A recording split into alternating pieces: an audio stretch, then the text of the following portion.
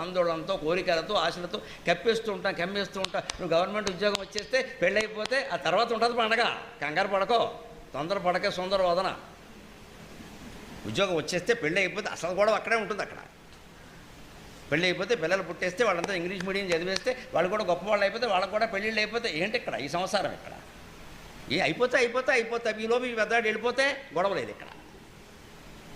అందుకని ఈలోగా నా ప్రాణం పోతే కుక్క జన్మ వస్తే అని ఆలోచించరండి, వెంటనే భక్తుడు అవుతాడు. కుక్క జన్మ వస్తే, గాడి జన్మ వస్తే, వెంట కుప్పల మీద తిరగాల్సి వస్తే ఏం కర్మ ఇది? ఆ జన్మ రాకుండా ఇప్పుడు ఏం చేయాలో చేసుకుంటాం కదా, అలా ఆలోచించమను. అదైపోతే ఇదైపోతే, నేను చాలా పెద్దవాడిని అయిపోతే, ఇంకా పట్టాభిషేకాలు జరిగిపోతే, అందరూ నా కాళ్ళ మీద పడిపోతే, ఇలా ఆలోచిస్తూ ఉంటాను. ఇది మనం పెట్టుకున్నాం ఇక్కడ. ఈ జీవుణ్ణి జానుడు దూరంలో ఉన్న భగవంతుడి దగ్గరికి వెళ్లకుండా అడ్డుకుంటున్నది మన మనస్సే. అందుకే మనం మనోధైర్యం కోల్పోయాం.